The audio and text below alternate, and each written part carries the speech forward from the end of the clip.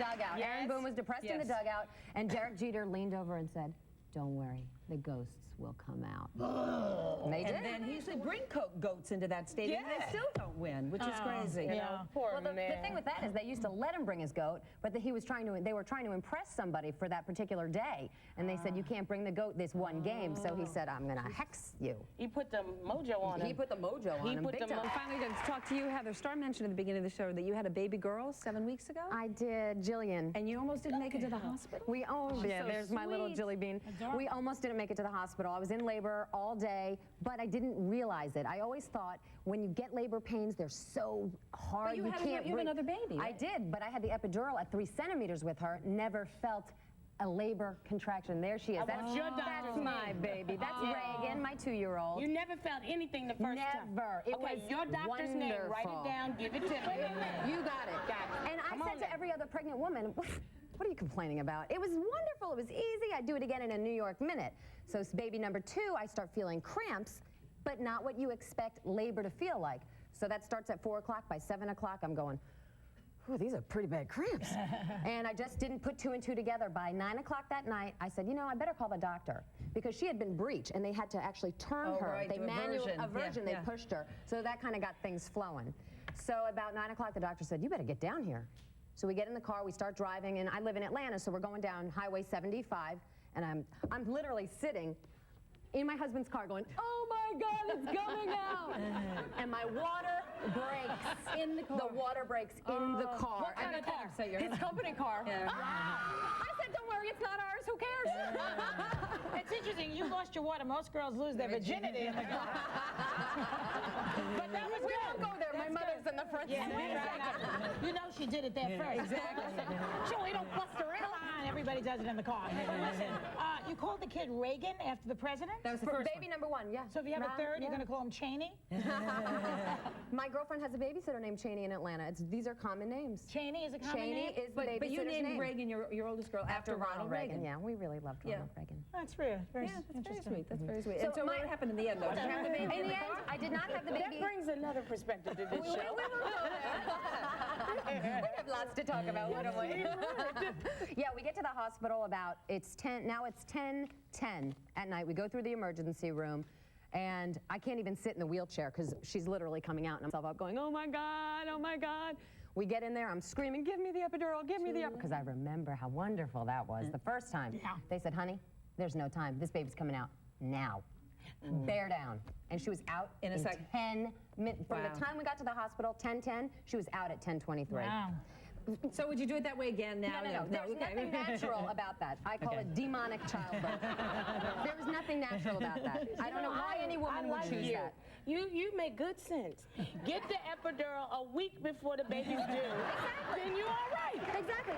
Would you have heart surgery without medication, without painkillers? Why would you want to pass a person without painkillers? An entire person. You're right there. It's like a turkey. Yeah. It's a small one, but it's a person. You are talking about possibly, I've heard rumors about maybe coming back into television. You had a sitcom. What about Joan? Which I loved also. That's so nice. Thanks. And I was actually sad to see it go. I'm hearing that you're going to be possibly doing another talk show. Yeah, well, see, that's what I was thinking about, the work mom thing. Do I need to be worried?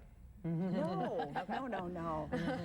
But you're doing great. You're so funny. She is doing Thank great. you. Well, your life has changed so dramatically since American Idol. This is a dream come true. It is. It's quite a big difference. So on behalf of Aaron.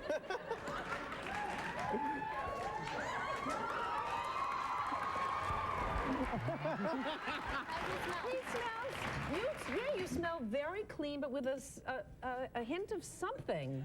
Well, you know what? Is that Reuben? No. One of the girls in the audience, maybe? We can get a professional opinion. You know, my father happens to be here today. He is a perfumer by trade, so Dad, come on up here. Use your sniffer. Give him a whiff. See, delicious. Tell us what he smells like. How are you? Nice to meet you. You're gonna smell me. Smell him. You need a mask. Yeah, I mean, yeah. I thought that was a bit much. You're going in there because they know you need something, and they're playing on your insecurities when you're in there. You're you already need insecure, this. right. You're coming because you want to look more beautiful. Well, this will make you even more beautiful. So they're going to load you up before you get out of there. When you go to get your hair cut even, you know, you're afraid if you don't like your hairdresser to switch hairdressers. I had to kind of, because you have some kind of relationship with them, and you're scared of them. Yeah. I know somebody who would like to switch hairdressers, and Right, but they're afraid to she's do it, scared. right? You have a friend who's going through a bad time right now. You're mentioning it in hair and makeup this A bad morning. divorce. Yeah. Yes, her husband, without her knowing, took money out of their joint bank account before dropping the bomb that he was leaving. Already set up the new woman in a house, had it all done, and then boom, hit the road. So this is what a lot of men, there's even a website that teaches men how to pre-plan for divorce so they get the best bang for their buck. Why don't they teach women that? They do. Well, but They for years do. they sort of have been telling women to put a little money on the side all the Right. time. So. And this is a situation where, and I find the same thing with my husband, I don't have this fear, but he handles the finances. And I trust him to do that Yeah. because I don't want to do it. But she trusted, I And assume. she trusted Yeah. him. Is your name on all the It's- signature cards Oh, at the bank? absolutely. Okay, now. And let me tell you, We know where you live and we'll he get you owned if you the call house. anything. He had a house before we got married, and as soon as we got married, I said, we're refinancing. Yeah. My name is on that. That's Yeah. smart. Just Now- because I'm protecting myself. You But never also- know. And babies, you have two Wait a children. second, why should he give you his house? Because he's getting me. Oh, I see. I agree with that somewhat. I was scared to death, and That had to be That's overwhelming. overwhelming. I can't even imagine. I have a 7-week-old, and being a mother, you're fumbling through every minute, and then you're just thinking, oh my God, I'm going to kill this child. yeah, no, I did. Well, I relied on a lot of the women, a lot of the local women, a lot of the women on set to help me kind of. Well, even I'm sure the women in these countries, in Africa and Thailand, raise their children so differently than we do here in the United States. So here you are.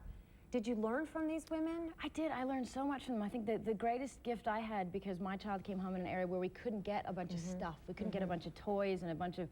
So I put a sling on, and we found fruit on the trees, and they had very basic toys and very basic things. And So different from what it would have been like in Hollywood. yeah, for and by you. the time I got back.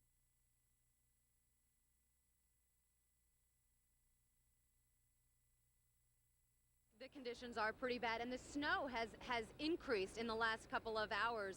It was pretty mild this morning when we came in, but as you can see, it's pretty heavy now. Yeah, all right. Well, we'll let you get inside there. It's starting to accumulate on you right now, Heather. Thanks so much. Love your hat. We're all going to need our hats today. Thank you. You know, we don't have many warm clothes down here. We've got to pull out what we have. Prosecutors could wrap up their case today in the trial of a teenage babysitter charged with molesting and killing a toddler. 242 bodies have now been recovered, and authorities fear it's only going to get worse. She didn't know how to play. How's that for beginner's luck? Now, I did a rough estimate with the math. Because she chose the cash option, she walks away with $58 million, but after taxes, it comes to about $43 million. I don't think she's complaining. I want you guys to take a look at this house. Remember I told you, Laura, not too long ago that it looked like a dollhouse when you can look into the home because there's no front. Drivers really need to be careful. If you can, stay at home, have fun with your kids, make some chili. I hadn't thought about doing that. That's great advice. You know, I had to have a manwich last night. It was like a manwich kind of night. Wall Street woes have many investors worried that this historic surge in tech stocks is coming to a dramatic end. You know those kids are all going, oh man, so close. But that break, Steve, happened yesterday at Cascade Road and Fairburn.